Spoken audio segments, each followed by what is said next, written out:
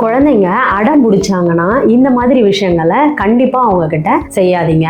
முதல்ல குழந்தைங்களை அடிச்சு தண்டிக்கிறது, ரெண்டாவது அடிச்சுட்டு அவங்களோட நச்சரிப்பு தாங்க முடியாம வாங்கி கொடுக்கறது, மூணாவது அவங்களோட நச்சரிப்பு தாங்க முடியாம அவங்கள மிரட்டுறது, பயமுறுத்துறது, இதெல்லாம் பண்ணக்கூடாது. நாலாவது அவங்களுக்கு அது தவறுன்னு தெரிஞ்சு சுட்டி காட்டாம அவங்களுக்கு செல்லம் கொடுக்கறது. இந்த மாதிரி விஷயங்களை கண்டிப்பா அவங்க கிட்ட பண்ணாதீங்க. எப்படினாலும் நம்ம கேட்டா இந்த பொருள் கிடைச்சிரும்ன்ற ஒரு தவறான எண்ணத்தை அவங்க மனசுல நம்மளே உருவாக்கிடுவோம். அதை தவிர்த்துட்டு அவங்க அடம் பிடிக்கும் போது எந்த மாதிரி விஷயங்களை நம்ம அணுகலாம் அப்படிங்கிறத பார்க்கலாம். அதாவது குழந்தைங்களை நம்ம ஒரு ஷாப்பிங் கூட்டு போறோம்னா அங்க உனக்கு இவ்வளவுதான் பட்ஜெட் அப்படின்றத அவங்களுக்கு சொல்லிட்டு கூட்டிட்டு போனோம். அடுத்தது ரெண்டாவது என்னன்னா, 2 பொருள் தேவை இருக்கு உங்க குழந்தைங்களுக்கு அப்படின்னா அதுல எது அவசியமானதுன்னு சொல்லி ஒரு முடிவு எடுக்கிறதுக்கு அவங்களுக்கு பழக்கப்படுத்துங்க. மூணாவது அவங்க ஒரு பெரிய பொருளா கேட்கும் போது அது ஏதாவது ஒரு ஃபெஸ்டிவல் டைம்லயோ ஏதாவது ஒரு திருவிழா சமயத்திலயோ வாங்கி கொடுக்குறேன் அப்படின்றத அவங்களுக்கு தெளிவா சொல்லுங்க.